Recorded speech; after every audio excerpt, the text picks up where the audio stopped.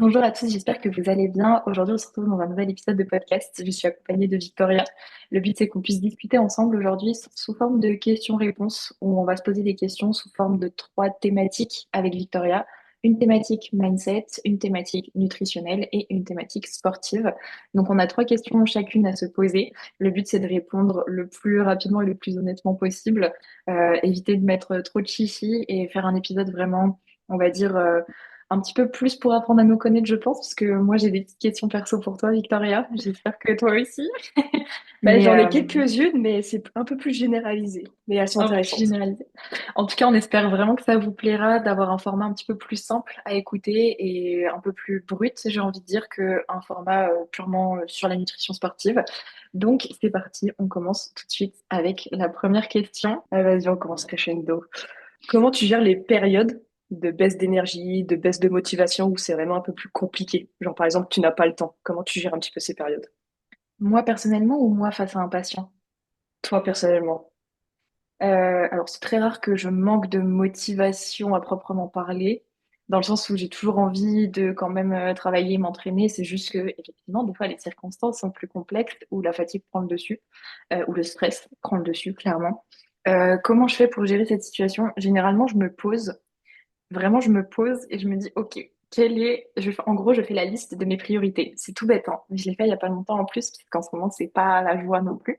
Mais en gros, je fais la liste de mes priorités et je me dis qu'est-ce qui compte le plus pour moi actuellement. Et ça me permet de prioriser aussi mon énergie, prioriser mon temps, faire les meilleurs choix possibles. Et franchement, si j'ai un conseil à vous donner qui marche à chaque fois pour moi, c'est faire la liste de mes priorités. Ça peut être Hmm. sous différentes formes. Moi, je fais vraiment une liste de priorités générale. Mais ça peut être une liste de priorités dans le travail, une liste de priorités dans le perso, une liste de priorités dans le sport. Et franchement, je trouve que ça aide à se remotiver et à savoir pourquoi on fait tout ça. Ouais, moi je dirais tout simplement faire une liste de priorités. Ouais, tu recentralises un petit peu tes objectifs et tu vois ce qui est le plus important ou non, quoi. Ouais, j'essaye de plus perdre mon Ok. énergie inutilement et ça m'aide aussi à me déstresser parce que ça me fait prendre conscience des choses et avoir une meilleure vision de tout ce qui se passe un petit peu autour de moi parce que souvent quand j'ai des phases où pas je perds la motivation mais je suis un peu partout et nulle part, c'est généralement que c'est aussi partout et nulle part dans ma tête donc j'ai besoin de restructurer. Bah, par exemple, au niveau de la EFA l'année dernière, une sage période, bah, t'as perdu la motivation, mais là, t'as pas recentralisé tes objectifs, t'as arrêté du jour au Ouais. lendemain. Mais Euh, pourquoi? Est-ce que Bah c'était vraiment pareil à cause pour d'une baisse de motivation? la force athlétique, pourquoi j'ai arrêté? Ouais, clairement, c'était une surcharge mentale, clairement. En fait, quand j'étais à la salle, j'avais l'impression de travailler. Et vu que je travaillais beaucoup, vraiment énormément aussi à cette période-là, que j'avais beaucoup de stress dans le travail, en fait, j'avais l'impression de jamais, jamais couper. Et en plus de ça, mes performances faisaient que décroître. Je commençais à avoir des douleurs au dos. Mes douleurs au dos Sérieux. commençaient un petit peu à ce moment-là. Et du coup, j'étais là, j'étais en mode, bah, en fait, ça n'a plus aucun sens. Je trouve plus aucun plaisir. Ça me prend énormément de temps et j'ai pas envie de mettre tout ce temps-là dans le sport par rapport à mon travail. Et du coup, j'ai repriorisé ce qui comptait le plus et pour moi, c'était le travail à ce moment-là. Donc, c'est pour ça que j'ai arrêté la force. Et en plus de ça, j'ai découvert le running, les randonnées. J'ai pris une semaine de vacances. Donc, en fait, tout a un petit peu changé pour moi, on va dire l'été dernier, juin, juillet de l'année dernière. Et après, petit à petit, j'ai repris vraiment que quand j'avais envie, que quand je voulais. Et j'y suis allée à mon rythme. Et là, il y a que depuis, du coup, 2 mois même pas un mois et demi, que j'ai vraiment eu envie de reprendre la force. Et ça a pris le temps que ça a pris. J'étais même pas sûre de reprendre un jour. Mais franchement, faut pas trop se presser. Et je me suis Écoutez, laissée porter. Ouais, clairement. Pour la petite question. vas-y. Moi, j'aimerais bien savoir quelle est la croyance limitante que tu as encore aujourd'hui d'un point de vue mindset. Oh punaise, que je suis pas capable. Je pense que Ok. si je vais donner un exemple concret, le squat au niveau perf, par exemple, c'est Ok. ma bête noire. Et quand je suis face à une barre, je crois pas en moi. Et du coup, en fait, bah, mon mental lâche alors que la force, elle est là. Et du coup, je pense que c'est encore la croyance limitante que j'ai, c'est-à-dire que je crois pas suffisamment en moi pour arriver dans quelque chose, que ça soit sport, travail, perso. J'ai pas assez confiance sur ce domaine-là. Et du coup, ça me limite vachement, je pense, sur beaucoup de sujets. Ok. Très intéressant. Et est-ce que tu as une idée de game plan pour changer ça? Est-ce que tu trouves des petites alternatives pour te mettre en confiance, notamment au squat ou dans la vie quotidienne ou pas spécialement? Moi, Il y a trop c'est plein. des doubles questions, hein. Ouais, non, Franchement. mais on avait dit une, mais c'est pas grave. En vrai, je pense que je vais mettre des petites actions qui sont faciles à atteindre, pardon. Et le fait de faire par petits paliers, bah, au bout d'un moment, je vais forcément y arriver. Et en fait, de déconstruire, on va dire, l'objectif initial et de déconstruire par petits paliers, bah, ça aide plus facilement à faire les choses. On imagine le squat, je sais pas, j'ai envie de soulever 100 kilos, bah, je vais pas faire 100 kilos du jour au lendemain, parce que là, ça va être Mm. impossible. Mais je vais faire progressivement, genre de la surcharge progressive. Pareil pour le run. Là, depuis ma blessure, etc., au niveau du run, bah, c'était compliqué de retrouver ma foulée. Qu'est-ce que j'ai fait pour retrouver ma foulée et pour reprendre confiance en mon run? Eh bah, tu manges du volume au niveau du run. T'en refais plus souvent. Et le fait de répéter, répéter, bah, après, ça revient petit à petit. Je pense que je dirais ça, ouais. Découper les petits objectifs en petits paliers. Et pour le perso aussi? Ouais. Ok. En fait, le perso, ça va être plus de oser faire les choses pour justement avoir la confiance derrière. Ouais, fake it until you make it. Ouais, voilà, c'est ça un petit peu. Tu te dis, bon, au pire, je me prends un mur, je me prends un vent, c'est pas grave. Mais au moins, j'ai essayé, je sais si j'aime, si j'aime pas, et après, je continue et je vois ce qui est tenable, on va dire. Mais je dirais Ouais, ça, donc, ouais. déjà, t'en as conscience et en soi, tu sais comment. Ok. Monter un petit peu crescendo, ouais. Ouais, je vois. C'est une réponse satisfaisante. Mais tu sais que moi, j'ai une question pour toi sur la croyance, mais c'est pas sur le mindset. Ok. Tu verras après. L'autre question, ça va être, quelle importance tu donnes à l'entourage dans la réussite d'un objectif ou d'un projet? Oh, c'est vache. C'est ultra vache. Non, moi, c'est horrible ce que je vais dire, hein.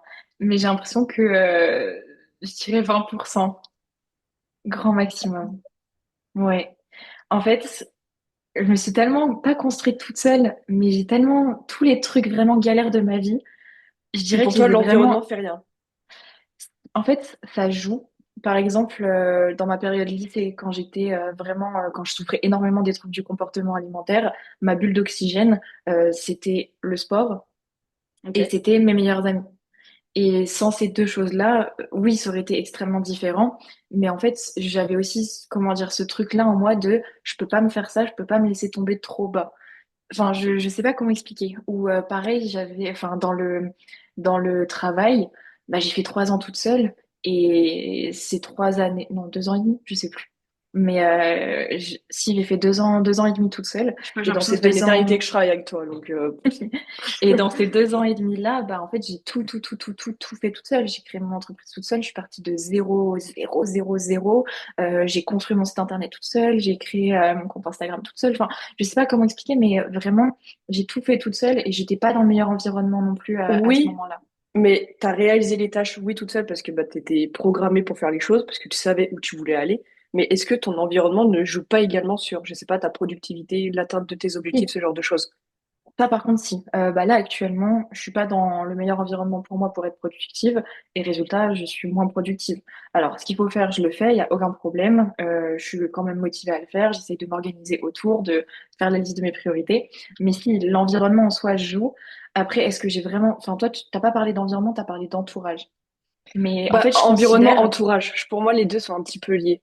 pour moi, mon entourage, il me sert dans les moments off, en fait, à Ok. recharger mes batteries. Mais dans le concret, dans l'actuel, mon entourage, en fait, j'adore m'entraîner toute seule, j'adore travailler toute seule.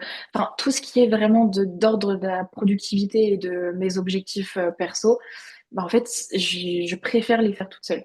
Par contre, dès que je sors un petit peu de ces objectifs-là, sportifs, on va dire, ouais, travail et ainsi de suite, là, j'ai besoin de mon entourage, j'ai besoin de ma famille, j'ai besoin de mes amis, j'ai besoin de mes proches pour vraiment recharger mes batteries et me dire, OK, là, c'est bon. Il n'y a pas que le travail et le sport dans la vie.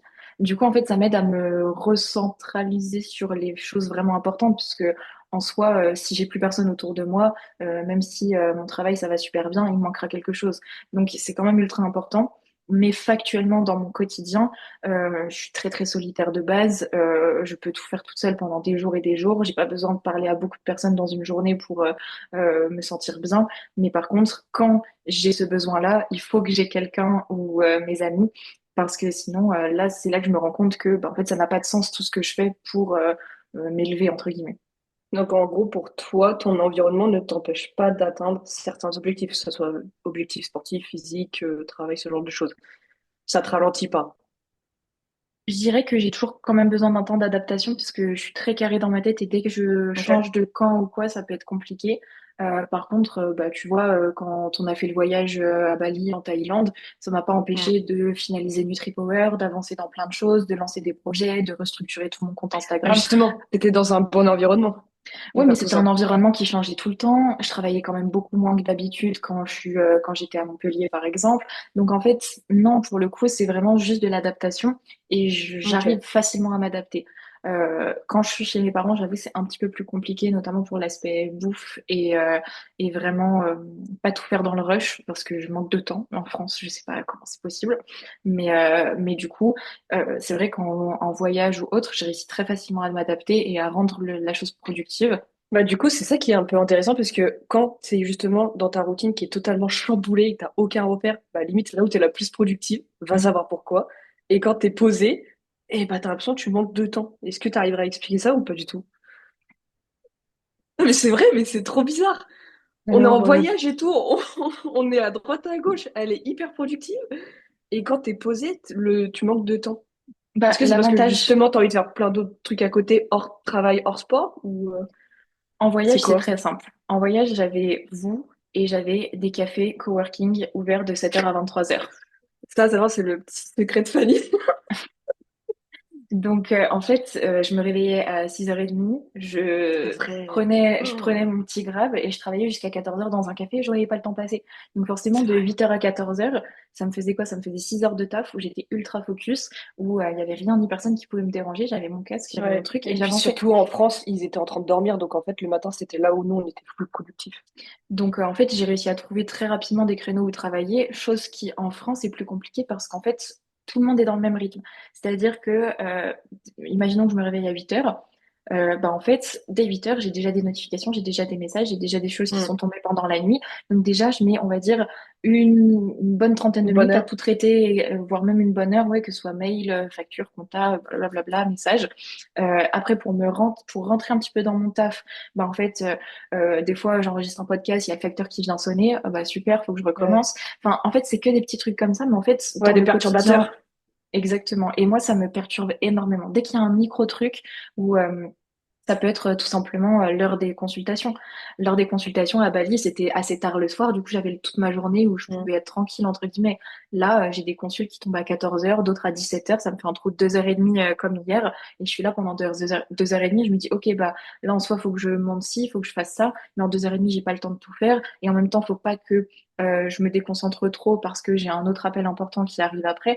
Donc en fait, je suis tout le temps surstimulée en France, ce qui fait que j'ai du mal à être focus sur une tâche. En fait, on est surstimulé, mais par des perturbateurs qui n'en vaut pas le coup. Enfin, vraiment, enfin, je Qui m'en n'en suis valent rendu pas la compte. peine, ouais, Ouais, clairement. qui n'en valent pas la peine. Ouais, je me suis totalement brouillée dans les paroles. Mais tu vois, par exemple, moi qui ai pris mon indépendance là actuellement, il y avait des choses que je ne faisais pas chez mes parents. Faire à manger, faire le ménage, vider la vaisselle, des trucs bêtes, hein. Ah, Sur c'est une fou, hein, la journée, vie d'adulte, hein. Ah, ça prend un temps fou, hein. en soi, on a le temps. On a le temps. C'est une question de priorité, Mais encore une faut fois. se lever Mais bien tôt ça, si tu veux tout faire et bien faire. exactement. Je sais que la première semaine d'emménagement, j'avais le temps de rien faire. Ouais, tu manges à 15h et tout, mais c'est la vraie vie, Mais oui, ça. mais c'est la Et vraie tu me vie. Mais en croyais vrai, pas. si, je te croyais, mais il fallait que j'ai les faits. Donc, non, franchement, pour le Mais coup, oui, je pense que je m'adapte bien à mon environnement, mais par contre, j'ai du mal à trouver l'environnement parfait. Je pense que c'est plus ça le. bah c'est pour ça que à Bali, en fait, étant donné, c'est à chaque fois qu'on me demande ton voyage à Bali, comment c'était, j'étais en mode, mais en fait, il y a tout là-bas qui est fait pour qu'on soit focus dans notre taf. On nous fait à manger, on nous fait notre ménage, on fait rien, en fait, on est des assistés là-bas. Et en fait, on peut être juste concentré sur un truc. Et Oui, en c'est fait, un en peu ça. Et France, puis, t'es dans un environnement, enfin, ne serait-ce que le fait qu'il fasse 30 degrés, en fait, t'as pas envie de sortir, t'as pas envie de passer ta vie dehors et tout. Donc, pour travailler, tu te fous dans une salle avec la clim, mais tu sais que tu ouais. bouges pas. Et Enfin, puis moi, le je sais que cadre, en ça fait, marchait comme ça. le cadre, il est un petit peu idyllique, donc ça donne un petit peu envie parce que tu vois des choses, t'es en mode, bah en fait, je suis hyper motivée pour faire ça, Eh, pour réussir à faire ça. ça me déprime ce que tu me dis, parce que là, vous voyez pas hein, l'envergure de ce podcast, mais là, il est Il 9h fait du matin. gris. il fait gris, il pleut des cordes. J'ai sorti le col Ouais, roulé pour la première fois de l'année. vraiment. C'est horrible. Vraiment, là, le Hier, mood n'est pas au rendez-vous. pas, non, du tout. Mais et c'est pour ça qu'en vrai, en France, je pense que c'est tous les petits perturbateurs qui nous empêchent d'être ultra Ouais, productifs. et puis là, tu vois, je suis chez mes parents, j'ai rencontré quelqu'un, du coup, je suis pas souvent chez moi. Enfin, vraiment des choses comme ça où j'ai pas l'habitude. J'ai pas l'habitude de ça, moi. Donc, ouais, Ouais. c'est compliqué. Mais Ah, c'est bien, ça me challenge. bah, ça stimule dans un sens, mais il Ça me faut sort trouver l'équilibre. ça me sort du truc où vraiment pendant 4 ans, à cause de mon travail, j'avais aucune autre vie à côté. Alors oui, je voyageais, mais je passais la moitié des journées en voyage à travailler parce que j'avais pas le choix. Ou enfin vraiment, j'avais aucun temps vraiment pour déconnecter. Mes seules vacances que j'ai pris en 4 ans, c'était l'été dernier à Madère où À j'ai vraiment Madère. juste réussi à déconnecter pendant une semaine où j'avais pas de notif, j'avais rien. Mais c'est la seule fois où vraiment j'ai pris des vraies vacances. Et en 4 ans, quoi. Une semaine de vacances en 4 ans, moi, je trouve ça fou en vrai quand j'y pense maintenant. Mais j'ai pas vu le temps passer, j'étais tellement dans le truc et que, enfin bref, c'est maintenant l'environnement, c'est vrai que ça me permet aussi de me rendre compte que c'est important Autant de pour pas vouloir aller trop vite, ouais, exactement. Ah oui, c'est sûr. Ouais, bah, comme tu dis souvent, il y a un temps pour tout. Après, je pense que c'est une question de priorité en fonction des périodes. Il va y avoir des périodes beaucoup plus rush où du coup, il y aura moins le temps pour la vie perso. Il y aura des périodes plus creuses, donc plus le temps pour la vie perso. Ouais, donc en fait, c'est un équilibre un petit peu à trouver, comme on dit avec nos patients quand ils veulent atteindre leurs objectifs. C'est ça. C'est un équilibre. C'est dur de le trouver, mais une fois que tu le trouves, en vrai, c'est cool. Ouais, clairement. À mon tour pour la prochaine question. Vas-y, je t'écoute. Elle est facile, celle-là. Si tu devais Vas-y. confier une seule habitude au quotidien à quelqu'un, laquelle serait-elle? Une habitude au quotidien, que ce soit mindset, enfin peu importe, mais vraiment une habitude qui potentiellement change tout chez toi et que tu conseillerais à tout le monde. L'état d'esprit. Enfin, tout est une question de perspective, en gros, pour moi. C'est moi qui dis ça, c'est horrible. Tu es Mais non, capable, mais Victoria. tu es capable, tu peux le faire, you can do it. Non, mais en gros, par exemple, il y a des choses auxquelles on va se laisser impacter sur des choses auxquelles on ne peut pas contrôler. Je vais prendre un exemple tout bête. Aujourd'hui, il fait pas beau, il pleut. J'ai deux options qui s'offrent à moi. Soit je me dis, purée, il pleut, il fait pas beau et ça me met dans un mood cata pour le reste de la journée. Et du coup, je me trouve des excuses. Hashtag Fanny. Non. Non. Non, je vais aller courir hein, ce soir, t'inquiète. Hein. Ouais, ouais, j'y crois fort. Et soit du coup, je me mets dans un mood cata et je me renferme, etc. Et genre, je suis pas bien et je suis dans une mauvaise humeur, on va dire. Soit je me dis, ok, bah là, dans tous les cas, il pleut, je peux pas contrôler la météo, c'est pas grave, je vais quand même faire ma journée. Et en fait, encore une fois, c'est une question de perspective de comment on voit les choses. C'est soit tu Mm. décides de les voir sous un angle négatif, soit tu décides de les voir sous un angle positif. C'est un peu les posts que j'ai fait récemment. C'est ce que Ouais. tu allais Bah, de toute dire? façon, on mettra. Non, mais c'est con, mais enfin, c'est tout bête, mais ça me fait penser que moi, tous les matins, c'est con. Tu vas te moquer de moi. En gros, quand je me regarde dans le miroir et tout, je me dis toujours, waouh. Waouh, c'est quoi cette bombe? Non, mais non, mais je sais pas comment expliquer. En mode, tu sais, je perçois euh, mon corps dans l'espace et je me dis, waouh, attends. Dis pas, En gros, waouh, là, Fanny, attends. pose le pied au sol. Non, mais je t'explique. C'est une question de gravité chez Fanny Pass. Non, attends, ça va être beaucoup plus dramatique dans 5 secondes, tu vas comprendre pourquoi. En Ok, gros, j'ai une petite cicatrice ici, et en gros, tous oui, les matins, je la regarde et ok, je je me vois. dis, ouais, la vie vaut des vécus, en gros. C'est tout con. Hein. Non, Mais mais du je coup, vois, j'ai capté. et tous les C'est matins, faux. je me dis ça, et je pense que ça m'aide aussi. Donc, je suis d'accord que l'état d'esprit, ça joue beaucoup, parce que Ça joue même ce matin, énormément. j'étais fatiguée, j'avais pas envie, vraiment, bah, le mood, comme je dis, était pas présent. Mm. Et en fait, je me suis dit ça, et je me suis dit, bah, en fait, qu'est-ce que tu te plains, ou, enfin, c'est bon. Ah, mais oui, c'est Ouais. sûr. Bah, par exemple, tu vois, il y a 2 semaines, bon, ça va pas être hyper gai ce que je vais dire, hein, je suis désolée par avance. Mais en gros, il y a 2 ou 3 semaines, j'étais à un enterrement d'une maman d'amis très proche à moi, que c'est une personne que j'ai côtoyée, que je suis partie en vacances, etc. Donc, franchement, ouais, c'est quand t'assistes à ce genre d'événement, tu prends conscience de beaucoup. Enfin, C'est fort, hein. ouais, tu prends conscience de beaucoup de choses et en fait, tu te dis, rien n'est éternel dans la vie. Genre, chaque jour mérite d'être vécu et en fait, et c'est tous les livres que je suis en train de lire un petit peu sur l'introspection personnelle et ainsi de suite. Déjà, c'est nous, on crée nos propres problèmes. Par exemple, tu vas me dire quelque chose, je vais l'interpréter d'une certaine façon, mais ça se trouve, c'est pas ton interprétation et en fait, Oui, des fois, mais on peut t'as se des faire des films. problèmes. Je Oui, suis on a tous désolée, des mais t'as problèmes des dans la problèmes vie. que tu choisis pas. Enfin, Oui, il y a des problèmes qu'on choisit pas, mais il y a des choses auxquelles on va se prendre la tête sur des futilités et ça vaut pas le coup. Comme par exemple quelqu'un qui va tirer la gueule parce qu'il fait pas beau, genre toi ce matin.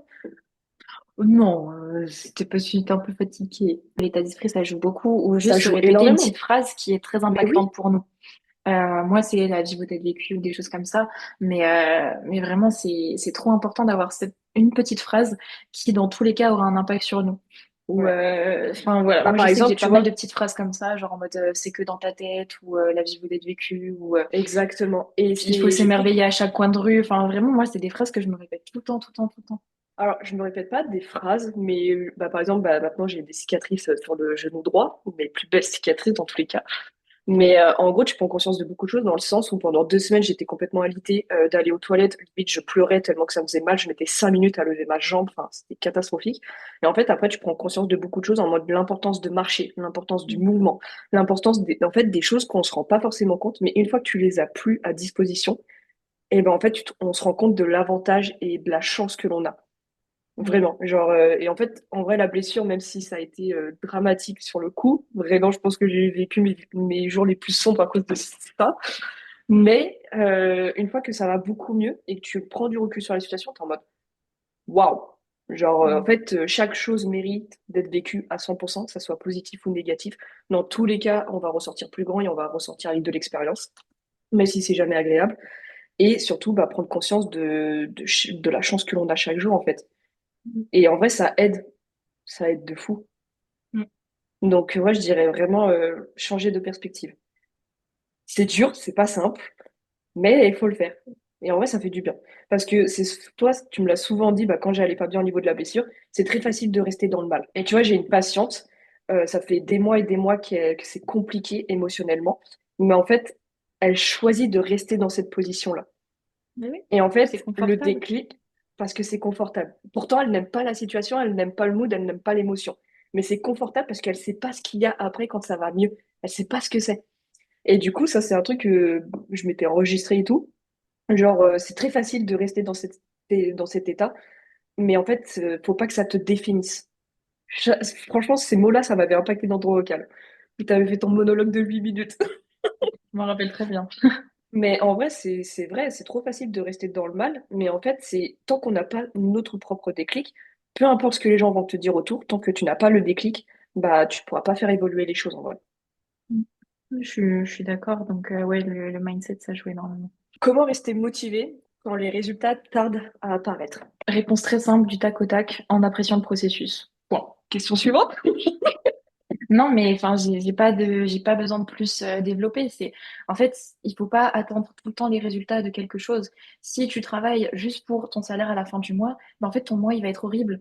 Alors que si tu fais un travail où tu trouves de l'intérêt, où tu trouves des choses à faire qui te passionnent, qui t'intéressent, bah, en fait, bah, à la fin du mois, ce sera juste la récompense, mais tu auras kiffé ton mois. Pareil pour le sport. Oui, il y a la fin de bloc pour les entraînements de power où tu attends tes perfs un petit peu RPE 9 et ainsi de suite. Mais si tu n'apprécies pas les 4 semaines précédentes, ça n'a aucun sens. Donc, juste apprécier le processus. Ouais, je suis d'accord. J'aime bien. Bah, écoute, je prends le relais, tout simplement. C'est un peu marrant parce que c'est un peu la première question que tu m'as posée et je voulais savoir qu'est-ce qui te motive au quotidien à bien manger, à t'entraîner, etc., etc.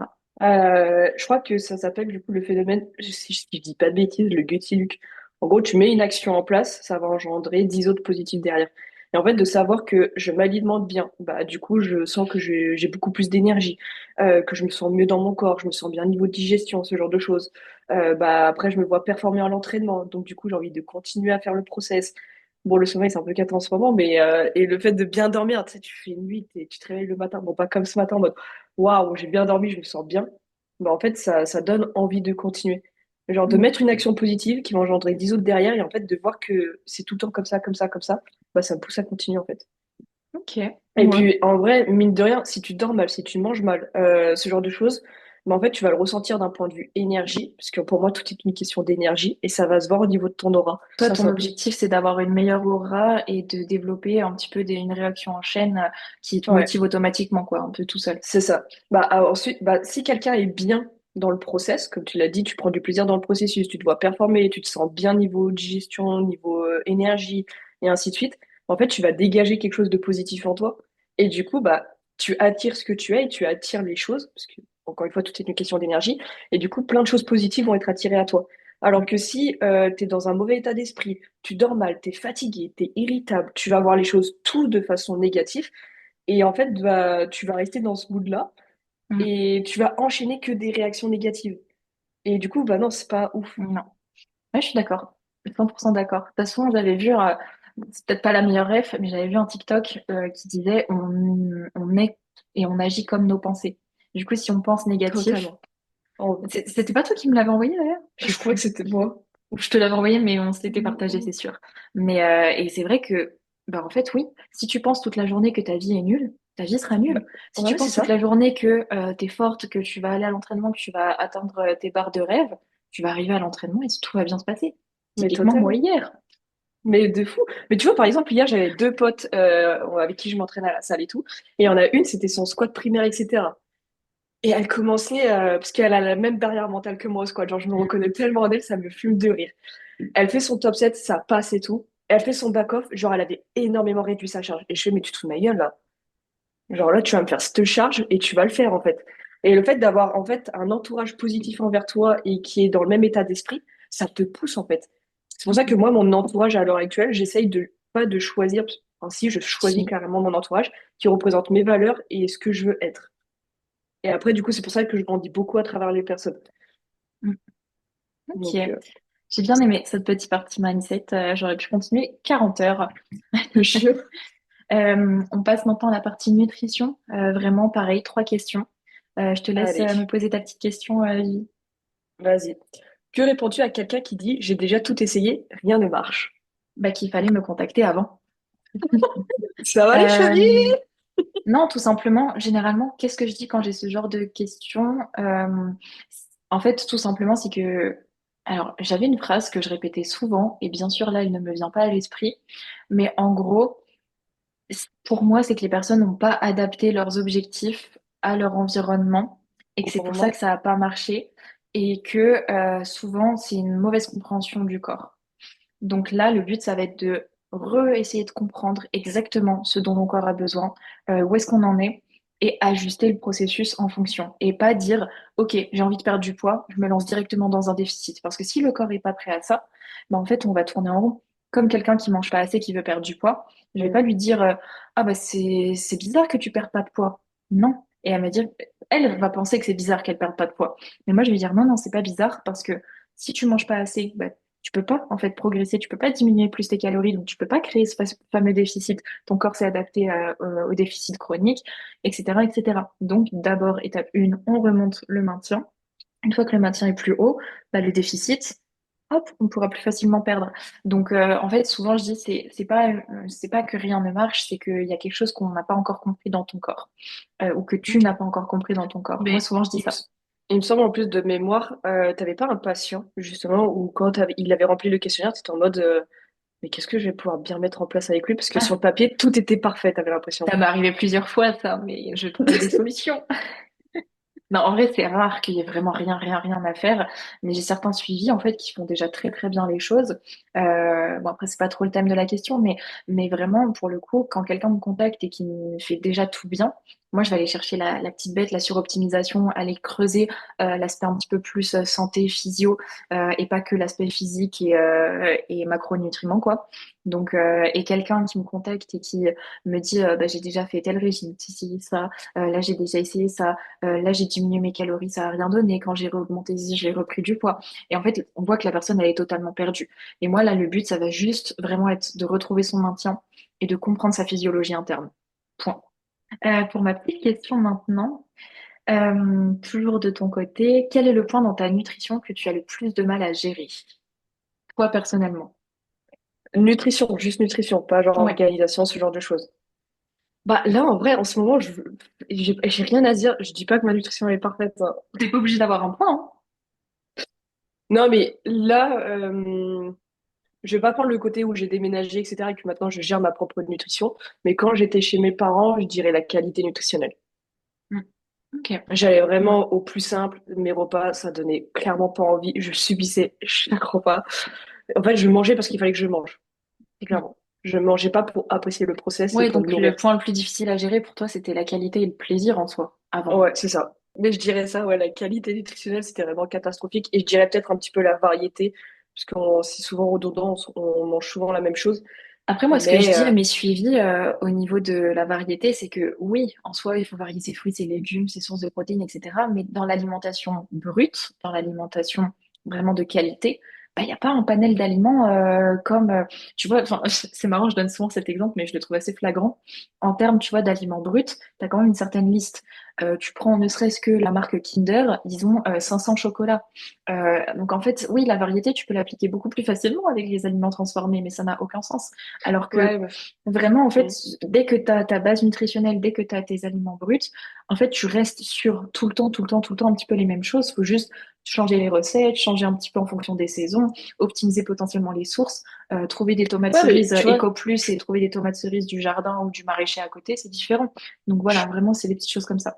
ouais, c'est des petits détails, genre mettre un peu plus de condiments, un peu plus d'épices, ce genre de choses pour donner un petit peu plus de saveur, on va dire, au niveau du plat. Mais après, je suis d'accord, l'alimentation pure, on va souvent manger la même chose. Et c'est juste de rajouter un petit twist qui fait un petit peu la différence. Ouais, ça se joue au niveau de la cuisine pour moi, la variété, en tout cas en termes de saveur. Est-ce qu'il y a une erreur nutritionnelle que toi-même tu faisais avant et que tu ne fais plus du tout aujourd'hui? Ça rejoint un peu ma question, mais sous une autre forme. Oh, j'ai fait tellement d'erreurs. Euh, Tu peux toutes les citer si tu veux. Franchement, je pense la plus grande, ça a été de négliger mes glucides. Mais non, là, il y a ça. Actuellement, quelque chose que je fais encore comme erreur, manger même des choses que je digère pas. C'est une erreur que je fais parce que du coup, j'assimile mal, je digère mal, j'ai mal au ventre. Enfin, Ouais, voilà mais est-ce que quoi, c'est c'est une question pas. de praticité que tu fais ça? Bah, je ne mange pas chez moi tout le temps déjà, donc je Ouais, n'ai donc pas tu trop le choix t'adaptes. des fois de ma. Exactement. Bah, du coup, ça revient un peu à la question au niveau de l'environnement. En soi, l'environnement impacte involontairement, parce que du coup, comme tu dois t'adapter et que tu veux J'ai pas. jamais dit le contraire. J'ai jamais. Ah Oui, oui, bien sûr que ça a un impact. Et moi, c'est plus un impact négatif que digestif. positif. Non, non, non, je suis mauvaise langue, non, non, en fait, moi, je suis tellement carrée dans ma tête et j'ai tellement tous mes trucs déjà prêts 4 jours à l'avance que dès qu'il y a un imprévu qui se passe dans mon environnement, ça me chamboule un peu trop et du coup, je peux Est-ce que vite ça me te fermer, vite stresse? me braquer et vite me stresser. Ouais, Ok. ouais, ouais, ouais. Mais j'apprends justement à lâcher un peu plus prise et je trouve que c'est des bons tests aussi, l'environnement. Le fait d'avoir plus d'imprévus, de donner du temps à ce que je donnais pas de temps avant et tout. Donc, Ouais, ouais, ouais. mais si les imprévus impactent de manière négative ton ressenti intrinsèque, tu vois, au niveau digestif, etc., est-ce que ça vaut le coup parfois? Ah bah du coup là maintenant si c'est non c'est non. Enfin j'ose un peu plus du coup donner mon Ok. avis, anticiper les choses, mais ça prend du temps parce que moi j'aime pas être un problème, j'aime pas prendre trop de place, j'aime pas parler trop fort ou quoi. Donc ouais on dirait pas comme ça, mais je t'assure. Bah non, parce que t'es pas du tout comme ça avec moi. C'est ça qui me. Toi, t'hésites pas à dire ce que tu veux, à t'en poser. Oui parce qu'on est que toutes les deux, mais c'est différent. Ça dépend, ça dépend. Je suis vraiment difficile à cerner je pense. Mais bref, en tout cas là d'un point de vue nutritionnel, je pense que ma plus grosse erreur actuellement c'est négliger ma digestion. Prochaine question pour la Vigie nationale. J'aimerais, s'il te plaît, ton top 3 de sources de glucides, lipides et protéines. Du tac au tac, comme ça. Glucides, Oh purée. top 3. Pomme de terre.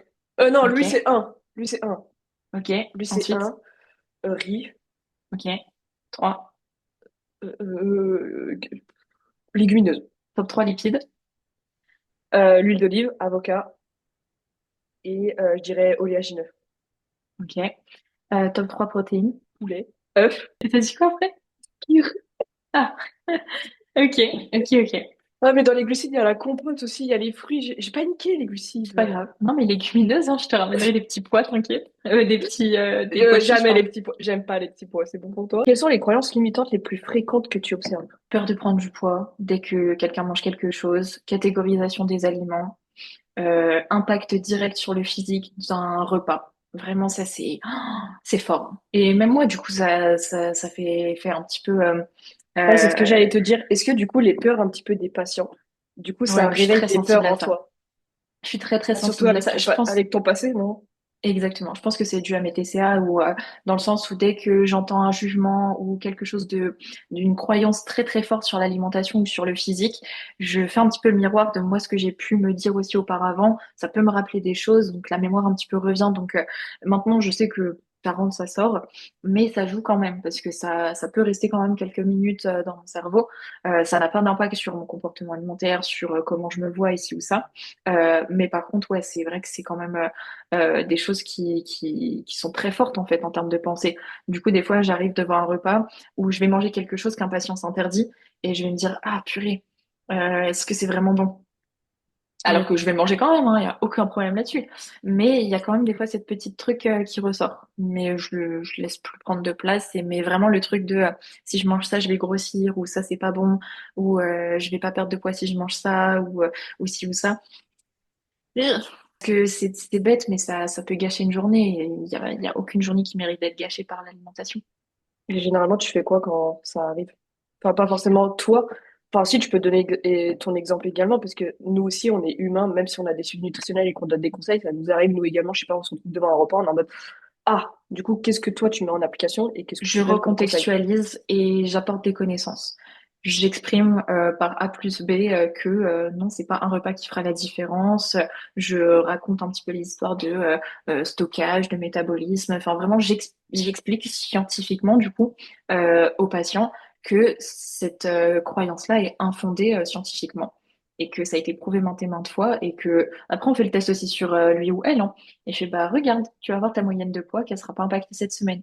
Comme par hasard, la moyenne de poids n'est pas impactée. Alors oui, peut-être que la pesée du lendemain, oui, mais ça reste une fluctuation et j'explique pourquoi la fluctuation est là, j'explique pourquoi ça va redescendre, j'explique que toute la logique derrière de la semaine est positive et que ça n'aura pas d'impact. Et moi, de mon côté, je laisse passer. Je n'ai pas besoin de me faire tout un discours pour me rassurer, juste je laisse passer.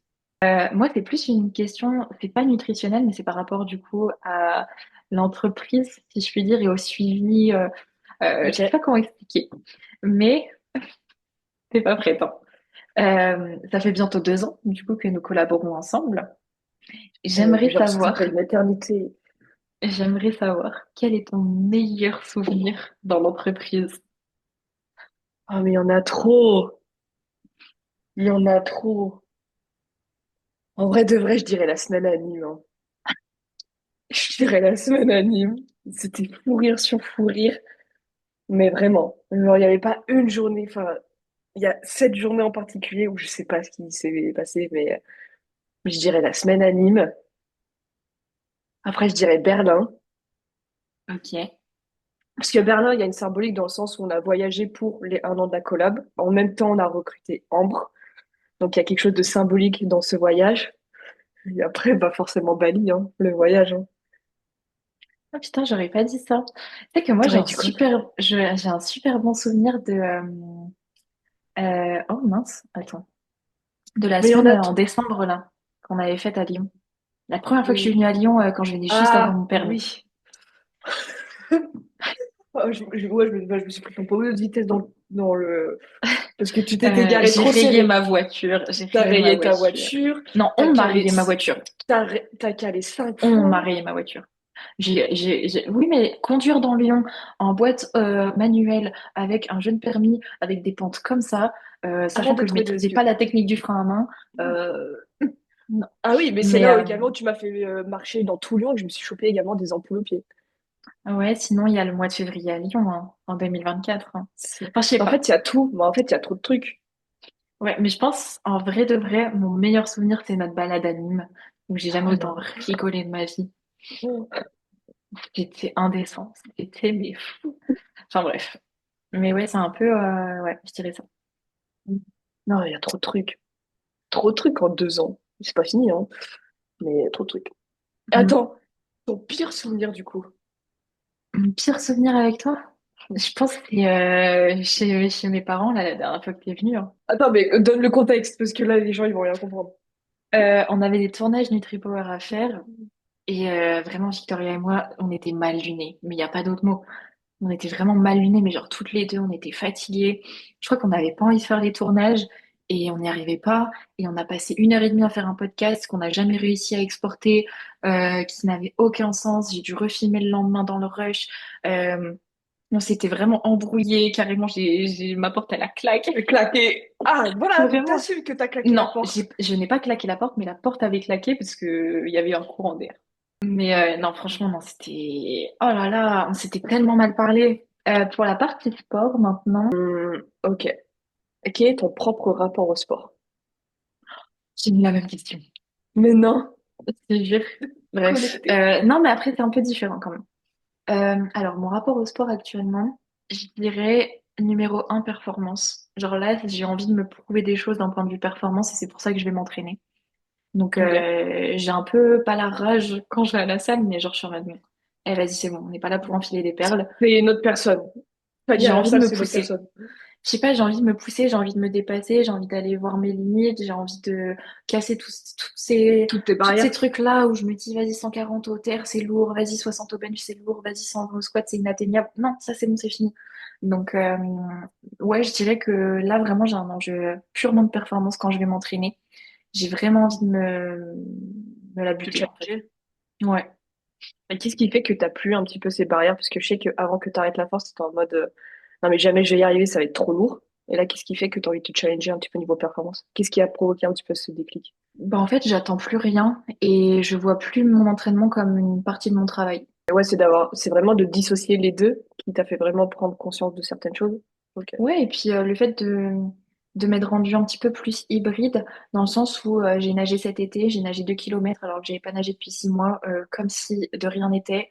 Je vais courir 5 kilomètres, j'arrive à faire des temps qui me semblaient impossibles il y a encore un an.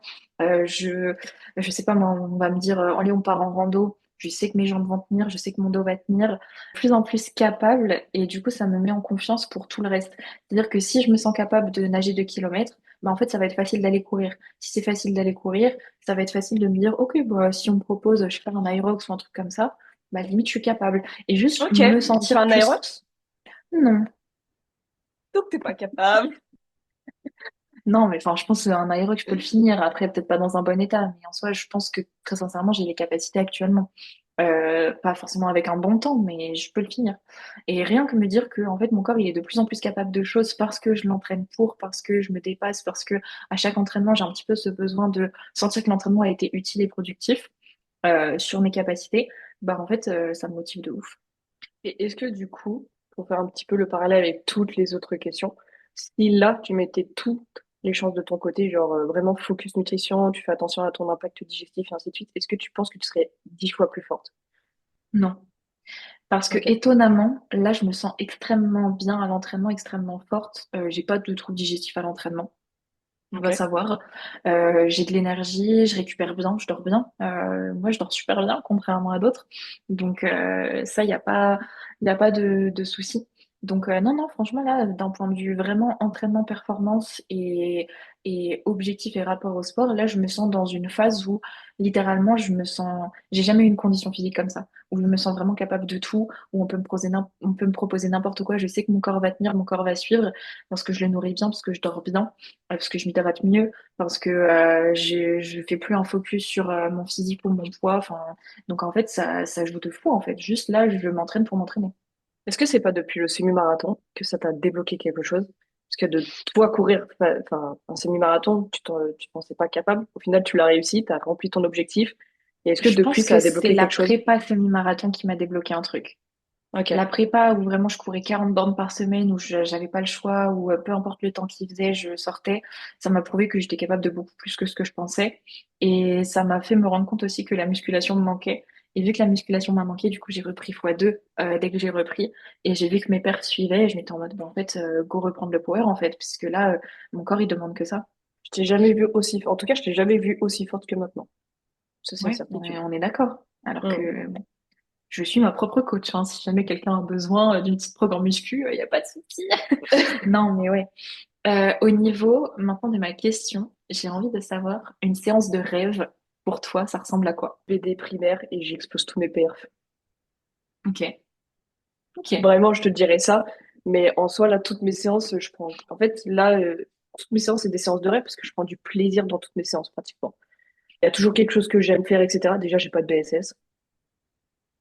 Donc, déjà, ça peut que aller. Et j'ai pas Ouais, de je hip vois. trust.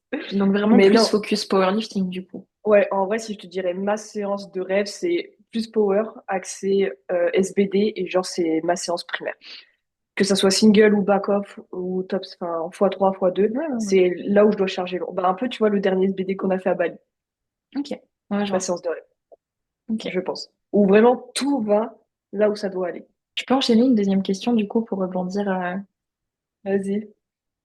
Quelle est ta relation au sport depuis ta blessure? Ah, bah, ça a tellement changé dans le sens qu'avant la blessure, pour donner du contexte, si je ne performais pas, je me mettais dans un état, mais pitoyable. C'est-à-dire que ma perf allait conditionner ma journée. C'est-à-dire si je loupais un squat, j'étais pas bien de la journée. Donc très négatif avec du recul, très très nocif. Et maintenant en fait avec la blessure, étant donné que j'ai dû apprendre à marcher, et oui, et ben en fait je savoure chaque petite victoire. Par exemple là si je vais donner un contexte, le squat que j'ai fait le lundi, j'étais exactement sur la même charge que la semaine dernière. Avant, j'aurais réagi en mode je progresse pas, je régresse, je suis nulle et ainsi de suite. J'aurais été vraiment malveillante envers moi-même. Là, je suis Mhm. plus en mode ok, bah si actuellement je fais la même charge, c'est que mon corps n'est pas capable de plus et que ça veut pas dire que je régresse, juste je je construis et que je ferai mieux sur la séance précédente. Donc en fait, le rapport, il a totalement changé dans le sens où maintenant, bah j'accepte tout. Genre si je fais une sous-perf, c'est pas grave. Si je performe, je suis trop contente. Genre j'accepte tout. Genre, je suis Ok. plus dans le côté négatif de la situation. Je suis plus en mode, ok, bah, c'est pas grave. Tu vois, par exemple, là, je veux 75 kilos bench. Je les ai testés plusieurs fois. Je me suis pris un mur. Autant avant, je me serais mis dans un état pitoyable. Et maintenant, quand je fais mes retours à Kevin, je suis en mode, ok, 75 kilos n'est pas passé, mais bah, j'ai fait ça, j'ai fait ça, j'ai fait ça, j'ai fait ça. En fait, je vais avoir une vision beaucoup plus globale de ma séance dans le mode, ok, j'ai peut-être loupé mon top 7, mais dans le reste, il y a quand même quelque chose de positif. Et en fait, je pense Je que vois. c'est pour ça que je pense que maintenant, j'arrive à performer. Parce qu'en fait, la vision, elle a changé. Ouais, tu t'es détaché de la perf et Ouais, voilà, tu c'est veux ça. kiffer tes entraînements. Ouais, bah ouais, moi aussi, ça fait ça. C'est dingue, hein. Donc en vrai, je pense qu'en vrai, la blessure, le côté où le moment où je me suis blessée, bah, le jour de l'accident, j'ai dit par pitié, pas ça, pas maintenant, parce que je venais de reprendre ma prog avec Kevin. J'étais à fond, j'étais vraiment lancée et tout. Et du coup, je me suis dit, waouh, enfin, on m'empêche de faire ce que j'ai envie de faire. Et là, le fait de tout reprendre, bah, en fait, je vois les choses d'une autre façon, quoi. En fait, je sais l'importance que c'est de bouger ce genre de choses et de faire du sport. Et juste, en fait, maintenant, je veux juste apprécier le processus. Ok. Je veux pas me renfermer dans la perf, quoi. On va comme réponse. Ça te va? Ok, parfait. Là, la question, ça va être plus axé un petit peu, on va dire, Nutri-Reset plus. Ok. En gros, comment tu adaptes un programme quand la personne veut à la fois perdre du poids et améliorer ses performances? Bah, je fais une programmation normale. Pour moi, l'entraînement ne doit pas changer en fonction du déficit. Après, tout dépend de l'intensité du déficit et de combien de temps dure et de combien de poids va être perdu. Mais là, typiquement, bah, j'ai un suivi là, on est à moins 8 kilos en 3 mois et demi. Donc, grosse perte de poids. Et je ne fais que intensifier ces entraînements.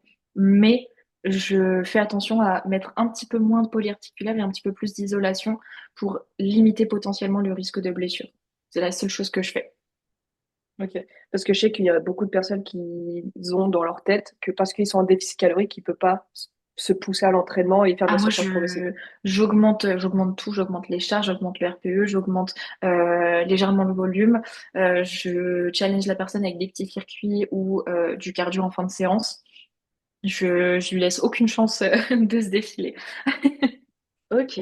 Donc pour toi, c'est pas Après, impossible c'est d'allier parce les deux. que non, et c'est parce que le profil le permet.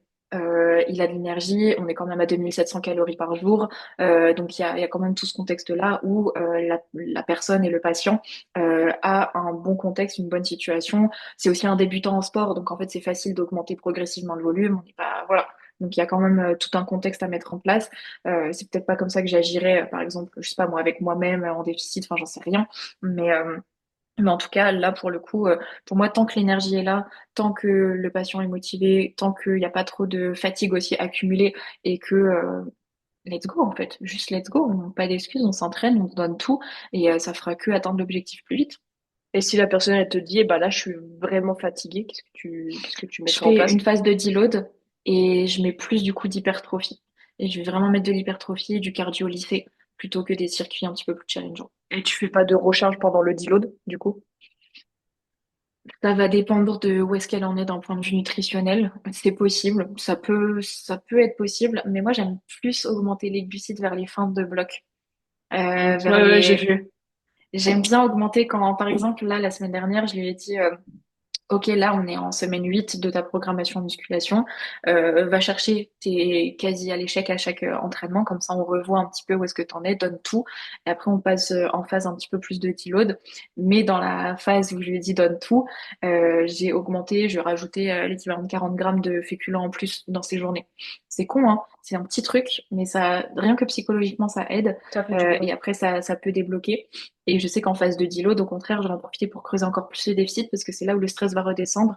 Donc, si on fait descendre le stress, si on fait descendre aussi le total calorique, je sais que lui, son corps va super bien réagir parce que ça fait déjà 3 4 mois que je le suis du coup actuellement. Ok, intéressant. Ensuite, pour ma dernière question, et je pense qu'elle va intéresser pas mal celle-là, quel conseil tu donnerais à quelqu'un qui a du mal à trouver du plaisir dans son sport? Ah, elle est dure celle-là. Bah, de revoir si t'aimes toujours autant ton sport. C'est bête, hein.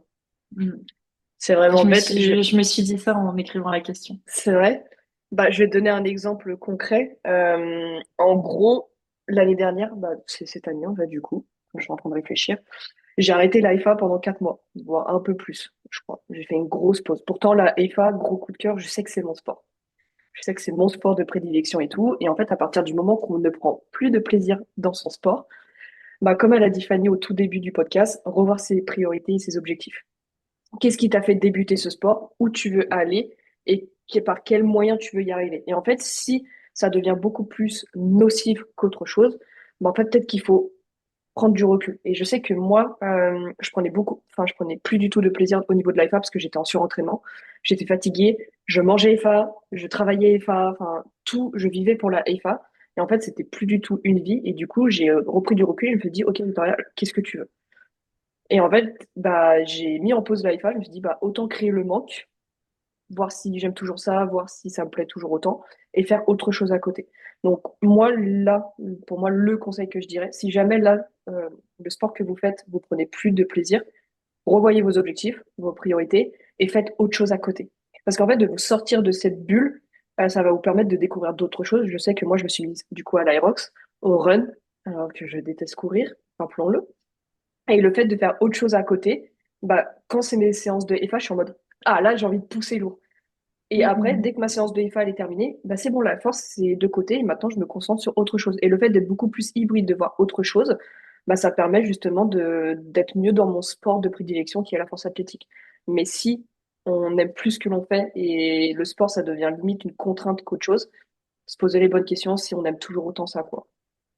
Et c'est pas une honte de dire qu'on n'aime plus ça. Parce que des fois, on va commencer un sport parce que quelqu'un croyait en nous, parce que quelqu'un nous l'impose, mais ça se trouve, on n'aime pas. C'est comme si quelqu'un me dit, fais du tennis. Ok, j'aime bien regarder le tennis, mais ça veut pas dire que j'ai envie de faire du tennis. Donc, c'est des fois s'écouter, de se dire, bah, en fait, qu'est-ce que tu veux réellement et qu'est-ce que tu aimes, en fait. Donc, je dirais ça. Ok. Je suis plutôt d'accord. Moi, je pense qu'il y a aussi un aspect vraiment, comme tu dis, ne pas s'enfermer dans quelque chose qui nous convient plus. Moi, je Mm. sais que ça, j'ai eu du mal, hein. Pendant un an, j'ai hésité à arrêter la force. Un an. Où Mais j'ai c'est dur continué, quand j'ai c'est ton, perduré, j'ai... Ouais. mais c'est dur quand c'est ton travail, t'accompagnes des athlètes, etc. Après, tu vas te dire, je me sens plus légitime d'accompagner des patients en force parce que du coup, tu pratiques plus. Mais en fait, bah, je sais pas si toi ça te l'a fait, mais je sais qu'au moment où toutes les deux on a arrêté la force à un mois d'intervalle, je crois. Et bah, je sais que j'ai eu beaucoup de patients à ce moment-là, ils étaient pareils que moi. Et du coup, le fait de vivre cette situation-là, bah, je les comprenais. Et du coup, bah, ça nous a encore plus renforcés. En mode, bah, moi, c'est ma vision, c'est mon point de vue. Est-ce que c'est ta vision également? On en discutait, on trouvait des alternatives, des solutions. Et au final, bah, ça allait mieux après. Ouais. Moi aussi, j'avais une patiente, elle s'appelait Julie, et pareil, on traversait les mêmes phases dans la Mais oui, FA et tout, et on a commencé la muscu, enfin, on a recommencé la muscu quasi en même temps, si je me rappelle bien. Et après, je sais elle a tenté, je crois que c'était l'Aerox ou le run, enfin, je sais plus, mais elle a tenté un truc que moi aussi j'avais tenté, et elle me disait, mais oui, ça fait du bien d'arrêter un petit peu la force et tout. Enfin, voilà, ça commence à faire un petit temps maintenant. Mais je sais que ouais, on s'était reconnus un petit peu toutes les deux dans nos parcours et que ça fait du bien de pas se sentir tout seul quand on en a marre d'un ouais, truc. totalement. Parce que moi, j'ai l'impression que enfin, j'avais perdu 3 ans de ma vie à m'entraîner en force, enfin 2 ans, plus de 2 ans et demi, et que j'allais tout mettre un petit peu, j'allais tout balayer. Et au final, non, il faut pas avoir peur d'arrêter pour mieux revenir.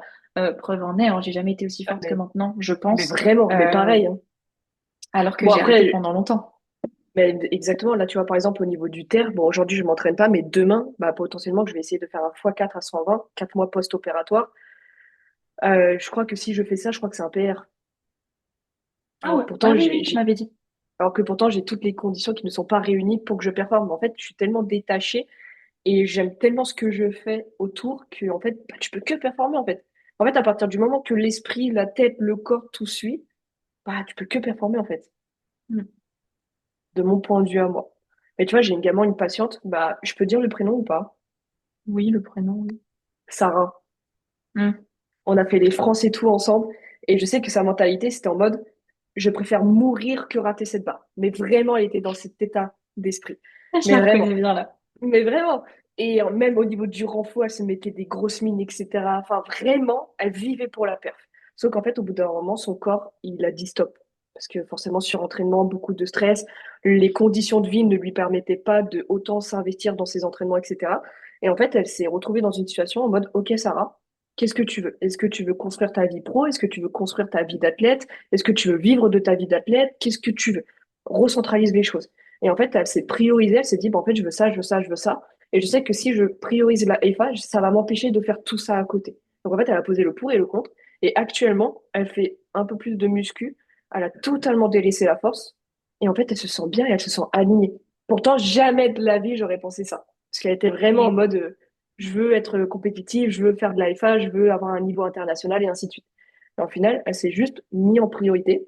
Et elle s'est posé les bonnes questions en se disant, est-ce que tu aimes toujours la LFA? Est-ce que tu as toujours envie de faire ça? Est-ce que tu as toujours envie de faire autant de sacrifices? Est-ce que tu as envie de passer à côté de certaines situations?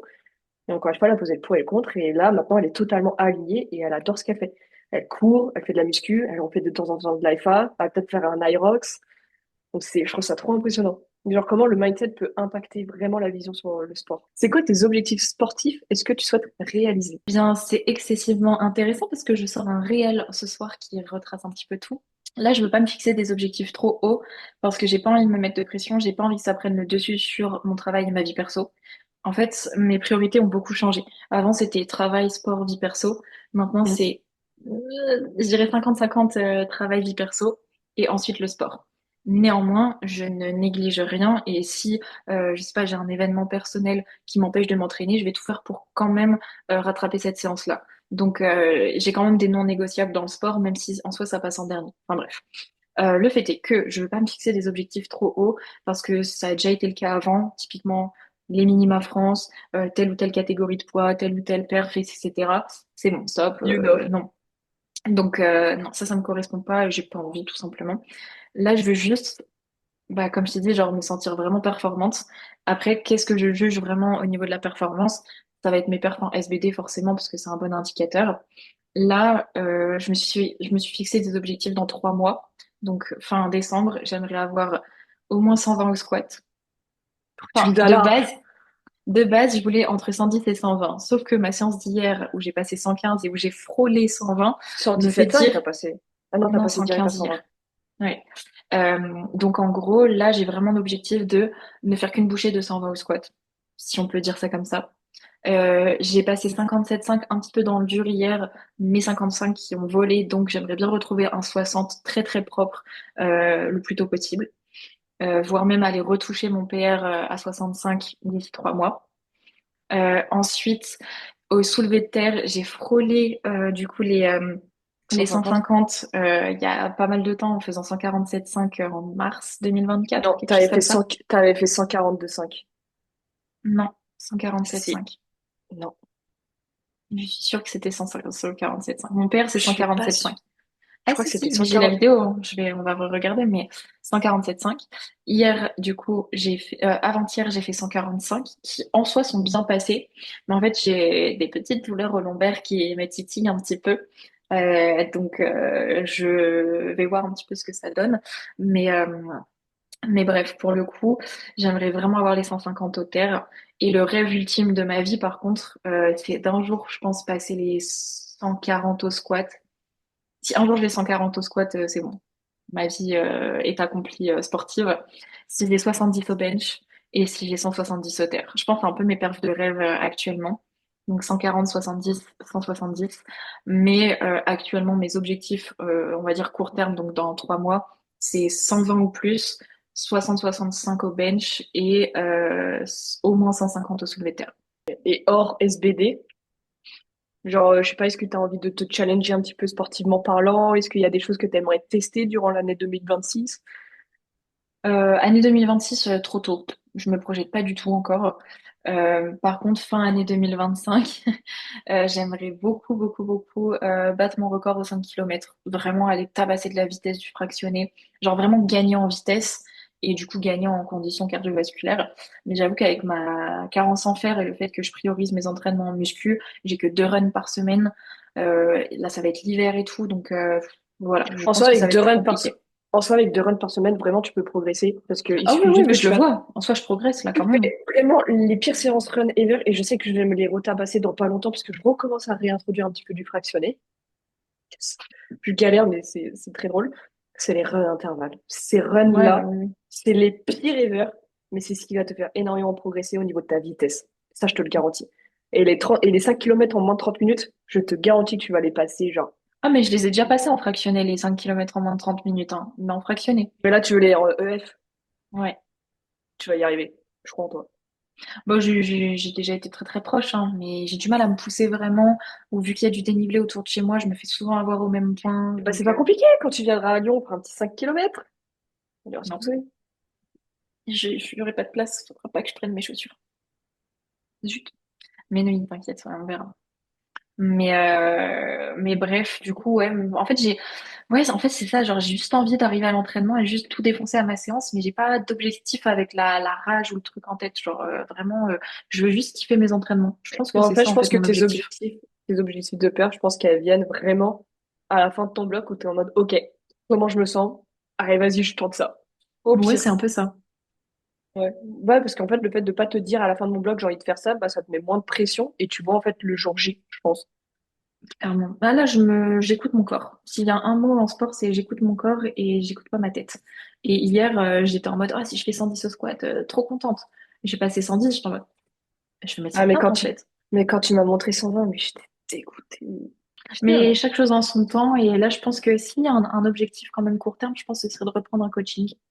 Parce que je pense que j'ai des petits points techniques et des petites choses que j'arrive pas encore à voir et surtout à appliquer et à me rappeler. Parce que moi, dans mon entraînement, j'essaye de déconnecter justement. Mais du coup, j'en oublie des fois un petit peu la technique ou j'optimise peut-être pas assez quelque chose. Ou voilà, Le j'aimerais bien bench, creuser un peu plus. le bench t'optimise ta technique, tu me l'exploses ton bench. Vraiment, il y a Ouais, je quelque chose à pense. exploiter sur ton bench.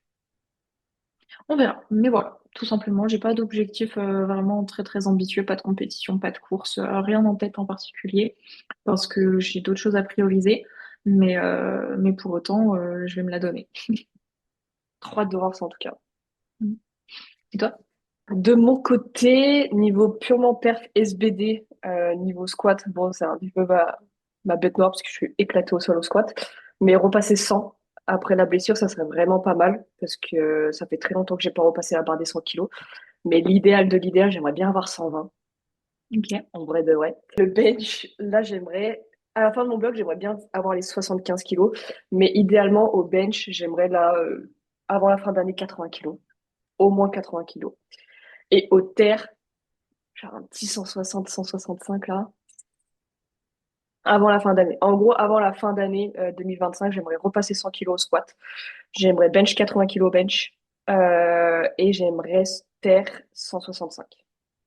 Ouais, tout, Idéalement. tout rien au terrain. Ouais, mais parce que le terre, j'adore ça. Genre, j'aime trop ce mouvement. Là, en fait, là, au niveau de ma condition de faire un x4 à 120, potentiellement si j'y arrive, je me dis, il y a aucune raison que je réussis pas à repasser genre 140 ou genre 150. Après, j'ai un petit nerveux, moi. À voir.